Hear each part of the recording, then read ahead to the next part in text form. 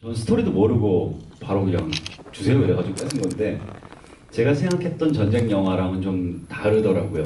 심리 드라마 쪽에 가깝더라고요.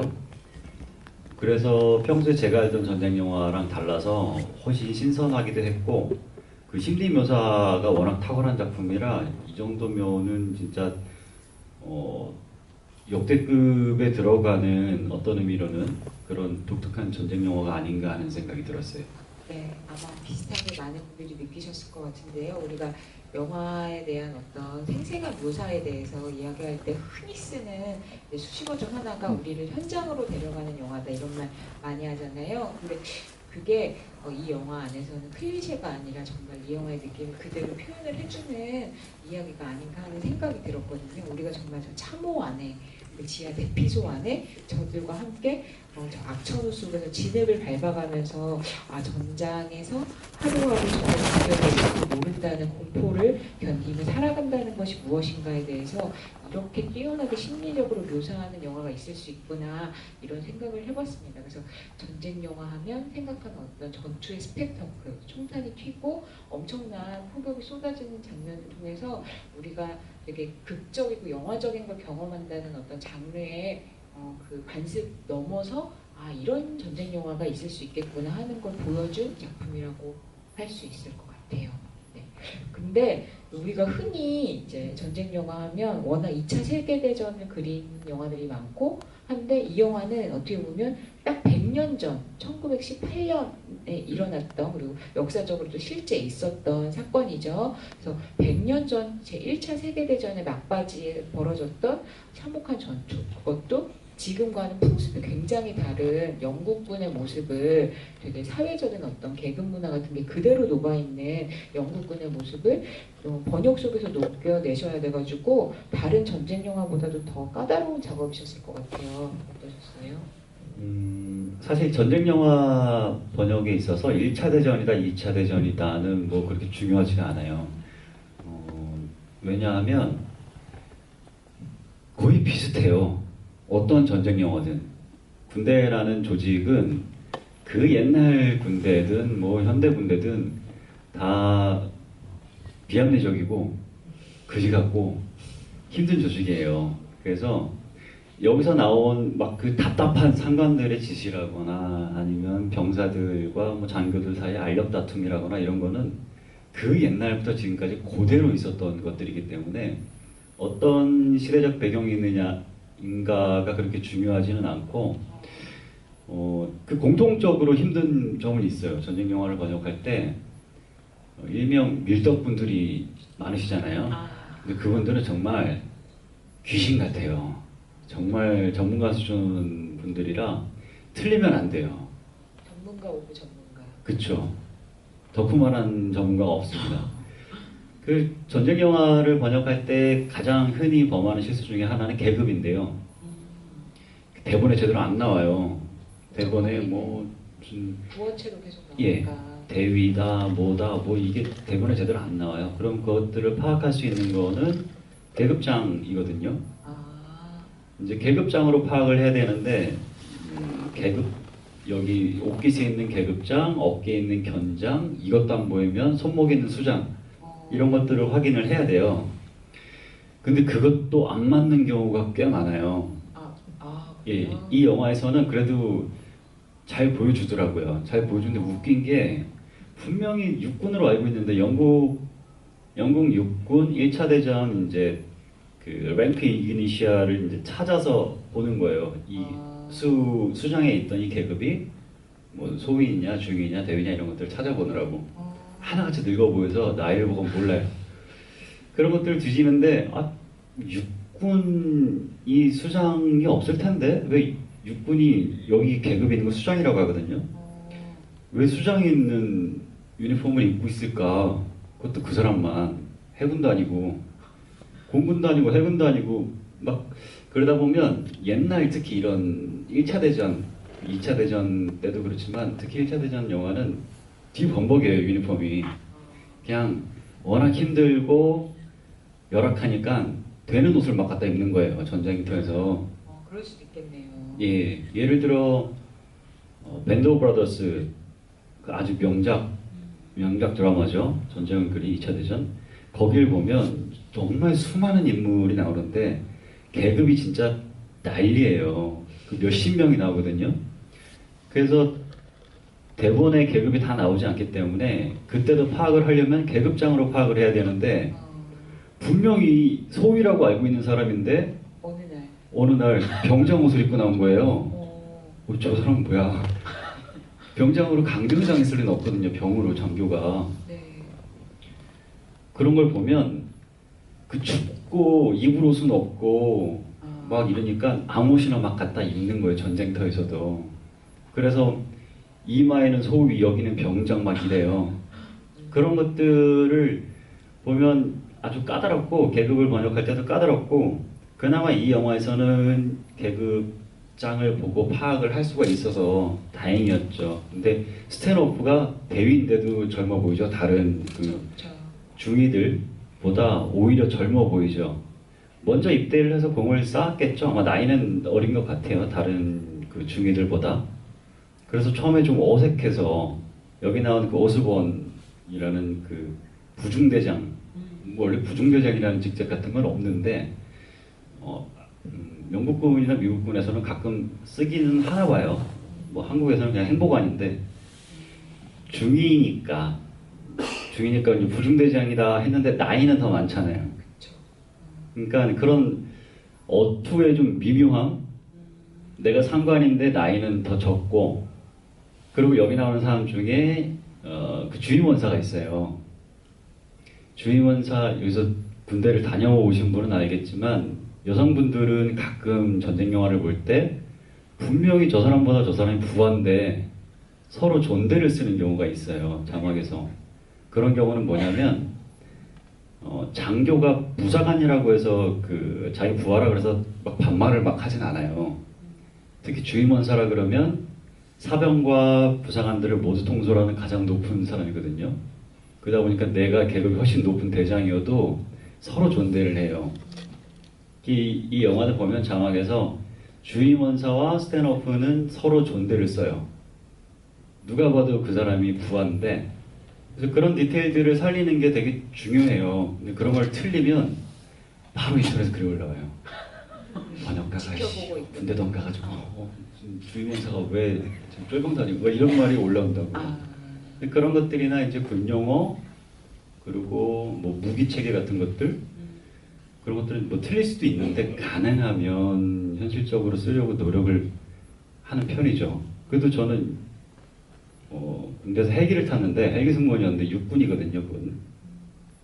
육군 용어는 좀 알아요. 이것도 육군 얘기잖아요. 네. 그래서 이런 것들은 그래도 제가 할 수 있는데 뭐 공군 또 뭐 해군 이런 또 특수병과 뭐 이런 것들은 모르는 게 되게 많아요. 각기 주특기별로 용어가 아예 달라서 이제 얼마 후면은 헌터킬러라는 잠수함 영화가 개봉을 하는데 완전 해군 용어거든요. 너무 어려운 거예요. 제가 아는 용어 하나도 없어요. 그래서 잠수함 건조 무기 개발하셨던 해군 장교분이랑 연락이 닿아가지고 그분한테 다 물어보면서 했어요. 처음부터 끝까지. 그만큼 용어가 아예 달라요. 근데 그렇게 해서 관객들 납득시켰을 때는 그런 것들 좋아하시는 분들한테는 굉장히 좋은 선물이 되는 거죠. 그래서 그런 것들은 좀 허투루 안 하고 싶어요. 이 전쟁 영화라는 장르가 특히 번역을 할 때는 굉장히 까다로운 그런 장르네요. 예, 특히 욕을 많이 먹습니다. 네. 그럼에도 불구하고 뺏어오기까지 하는 열정을 보여주신 작가님께 감사할 따름이고요. 근데 이 영화가 다른 전쟁 영화, 비슷한 시기를 그린 다른 전쟁 영화보다 비교했을 때 비교적 더 구체적이고 정확하게 묘사가 돼 있다 이렇게 말씀하셨는데요. 그게 아마 이 영화가 생겨난 어떤 원작과 뭐 창작 배경 같은 것들을 들여다보시면 이해가 더 많이 가실 거라고 생각합니다. 그래서 이 영화는 그 영국의 극작가인 R.C. 쉐리프라는 극작가가 1928년에 그러니까 1차 세계대전이 14년부터 18년까지 5년간 일어났던 전쟁인데요.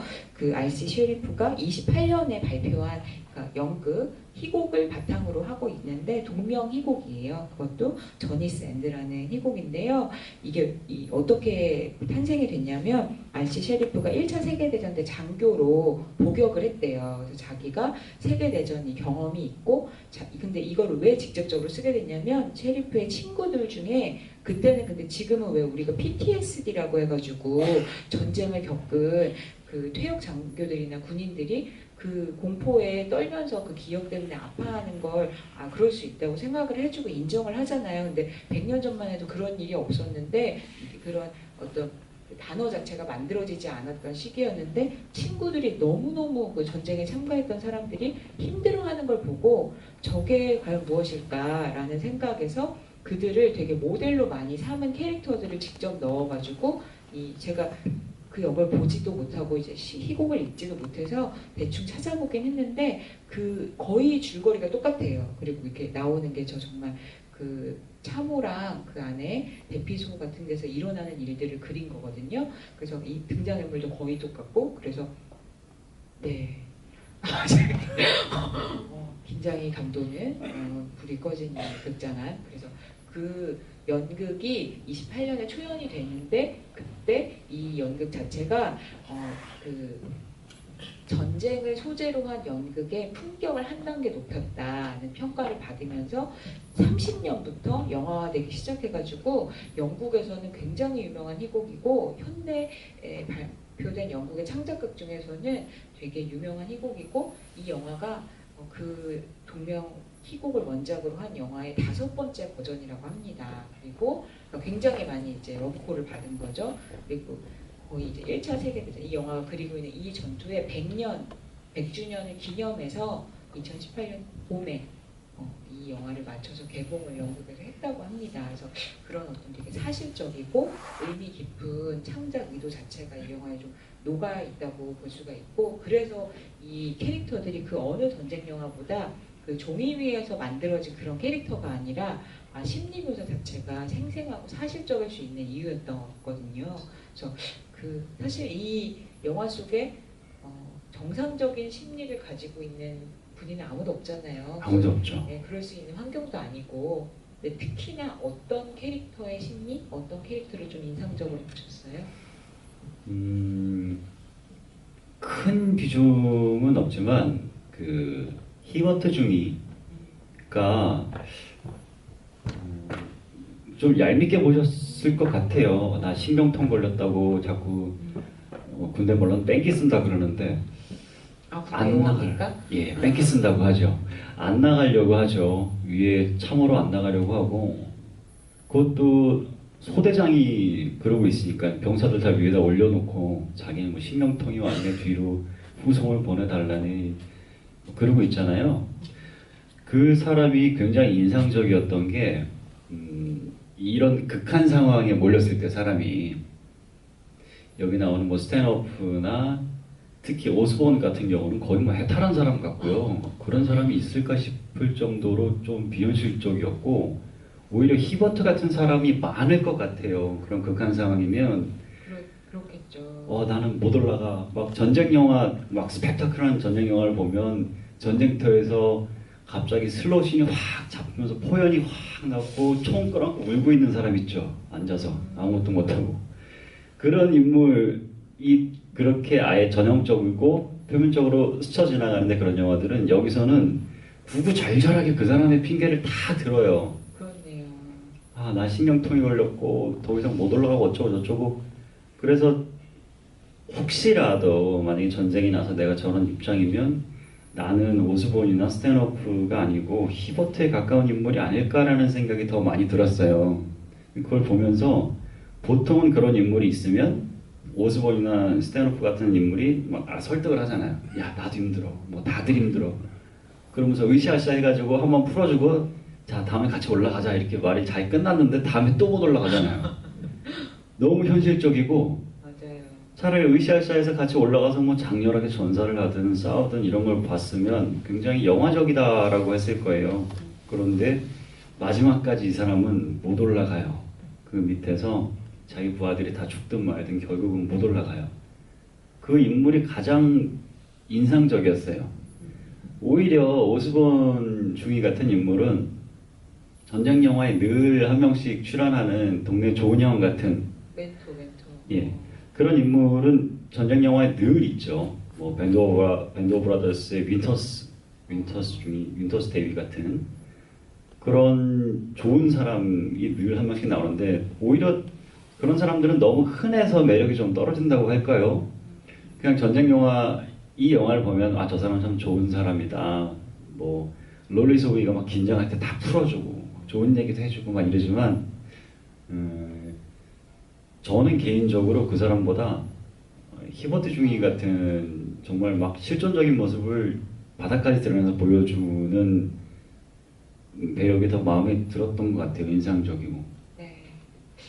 저는 이렇게 보다 보니까 어떤 생각이 들었냐면 스탠호프를 중심으로 스탠호프의 굉장히 여러 가지 면모들을 다른 캐릭터들이 거울처럼 각자 이제 비춰서 보여주고 있다는 생각이 들더라고요. 그래서 사실 스탠호프도 자기가 이제 부대를 이끄는 사람으로서 모범이 되고 싶은 마음이 있고 그게 이제 정말 자기도 의지하는 오스본에게 그거를 나도 저런 사람 되고 싶은데 이런 마음으로 관계를 유지하고 있고 너무 많이 기대고 있는데 그리고 자기가 처음 부대에 들어왔을 때는 롤리 같았겠죠?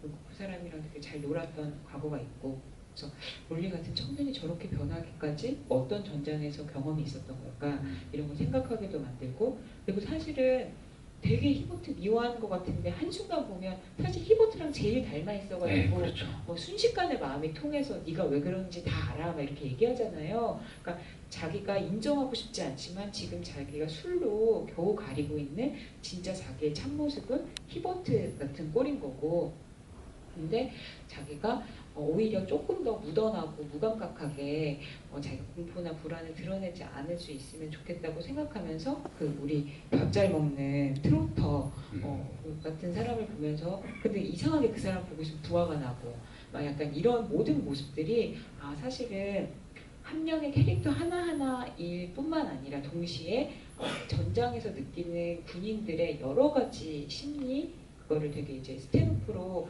대표해서 보여주고 있다면 그 사람의 심리를 비춰내는 거울로서도 주변을 에워싸고 있구나 이런 생각이 들더라고요. 그래서 그 설계 자체가 캐릭터 하나를 떼어봐도 다 말이 되고 뭘 보여주려고 하는지가 있는데 그것들을 조합했을 때 어떤 구도가 보이는 그런 되게 잘 짜여진 이야기구나 그런 생각이 들었어요. 그러네요. 자아를 쪼개서 이렇게 배치해 놓은 것처럼 그런 생각은 못 해봤는데 트로터라는 중위는 여기서 뭐 대단히 큰 비중으로 나오진 않지만 밴드 오브 브라더스에도 군인으로 나왔던 사람이에요. 참 근데 사실적인 정말 연기 정말 잘하셨어요. 아주 그때도 단역으로 에피소드 2개밖에 안 나왔는데 거기서도 좀 넉살 좋게 나왔어요. 여기서 나온 모습도 굉장히 넉살 좋고 사람 좋은 군인으로 나오잖아요. 그 되게 저는 처음에 못 알아봤는데 그때는 워낙 풋풋하고 어릴 때 모습이었기 때문에 밴드 오브 브라더스 나왔던 사람이 또 전쟁 영화 찍는다 그러니까 좀 재밌기도 하고 그렇더라고요. 예, 반갑고요. 근데 뭐 이 트로터를 연기한 스티븐 그레이엄 뭐 다 이게 영국에서 네로라 하는 배우들인데 저는 사실 아마 여러분들도 그러셨을 텐데 뭐 스탠호프를 연기한 샘 클라플린이라든가 뭐 우리가 되게 잘 아는 오스본을 연기한 폴 베탄이라든가 이런 배우들이 여기서 연기한 역할들이 저한테는 이 배우들한테 이런 면모가 있구나를 좀 다시 보게 되는 그런 연기들을 이 영화에서 본 것 같거든요. 그래서 배우들의 연기도 이 영화가 자아내는 전장의 참모습 같은 걸 조각하는데 굉장히 큰 기여를 했다고 생각해요. 그래서 특히나 어떤 배우의 연기를 눈여겨보셨는지.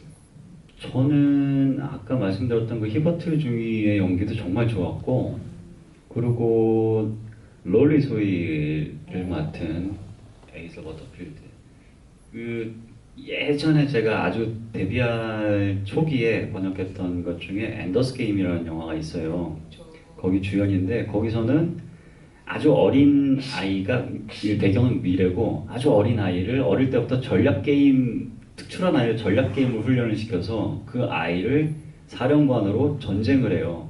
그 특별한 아이들을 데려다가 그래서 이 버터필드가 자기도 모르는 사이 게임인 줄 알고 했다가 한 종족을 말살해버려요.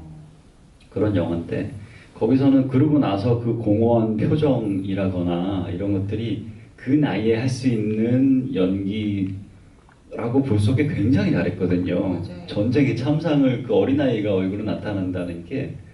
근데 여기서는 약간 그거랑 다르지만 거의 죽어가는 순간 바로 직전까지도 자기가 이 전쟁에 내 목숨을 바치고 이 대의의 목숨을 바쳐서 올라가서 저 병사들과 싸워야 하는 게 옳은 일이라고 생각을 하고 있잖아요. 자기 두려움보다 그게 먼저고 결국은 스탠호프가 손 잡아주고 괜찮아 괜찮아 해서 죽기 직전에서야 이제 아이 같은 모습을 보이잖아요. 원래 숨 넘어가는 연기가 연기상을 받기 가장 좋아요. 극적이죠. 예, 엄청나게. 숨 넘어가는 연기가 그렇긴 한데 여기서는 엘사 워터필드가 숨 넘어가는 연기하는 걸 본 적이 없는 것 같아서 제가 근데 여기서는 정말 잘했어요. 그 숨이 끊기는 순간에 그 감정 변화라고 할까? 아직까지 이제 나이가 찰 만큼 찼잖아요. 이제 코수염도 나고 이 정도 배우면 아직 어린애는 아닌데 그래도 마음 한켠에 계속 어린애라는 생각이 있나 봐요. 아직까지 너무 동안이어서 그럴까요? 그런데 이렇게 멋진 감정 연기를 보이는 걸 보면서 아 진짜 많이 성장했구나. 다른 배우들이야 뭐 워낙 명불허전으로 연기를 잘하는 배우들이라 당연히 잘할 거라고 생각을 했는데 에이사 워터필드는 정말 이번 연기 정말 멋있었어요 저는. 네, 저도 에이사 워터필드가 워낙 어렸을 때부터 연기 신동처럼 잘해가지고 97년생이거든요. 그러니까 이제 가슴을 막 이렇게 됐을 때 찍은 영화 이 영화가. 그래서 근데 너무 그 동안 얼굴 그대로 키만 컸잖아요. 근데 이제 군복을 다 입고 있으니까 저는 처음에 다시 여기 이제 막 들어왔다 그랬을 때 애기를 보냈어. 장교를 만들어서 미쳤나 봐 이렇게 생각했는데 이렇게 옆에 오스본이랑 같이 서 있는데 폴 베탄이랑 키가 비슷하더라고요. 그래서 어머 다 컸다 다 컸어. 내가 키우지도 않았는데 옛날에 괜히 막 엔더스 게임 같은 거나 휴고에도 나오고 막 이랬잖아요. 10대 때. 그러니까 그 아기 때 봤던 그 너무 순수한 해맑은 그 느낌이 있는데 딱 맞는 정말 작가님 말씀처럼 딱 맞는 역할을 해가지고 그 이미지가 고스란히 캐릭터에 이렇게 입혀지는 그런 느낌이죠. 네, 극적인 조명 효과. 네, 서스펜스가. 서스펜스가 드러나네요. 그래서 그런 느낌이 또 들었고 또 그 스탠호프를 연기한 그 이 영화가 이제 마치 정말 다른 인물들이 그 스탠호프 데이를 이렇게 거울처럼 비추고 있는 구조다 보니까 다른 사람들의 어떤 극적인 운명을 맞이할 때 스탠호프 데이가 그걸 바라보는 감정이 어떤지를 계속해서 클로즈업으로 보여주고 있잖아요. 근데 샘 클라플린이 얼굴만 보면 진짜 미남이고 너무 정석으로 잘생긴 스타일인데 뭐 예를 들면 헝거 게임 시리즈라든가 아니면 우리를 되게 잠 못 들게 했던 미 비포 유 막 이런 로맨틱 코미디 같은 데서 보면 은근히 이 배우가 이렇게 양복 입고 멀쩡하게 실장님 스타일로 나오는 법이 없어요. 약간 이렇게 자기 몸을 막 벌리는 걸 좋아하는 좀 이렇게 지능남 스타일인 것 같아요. 스타일이. 그래서 이 영화 속에서도 그걸 더 즐기는 것 같은. 그래서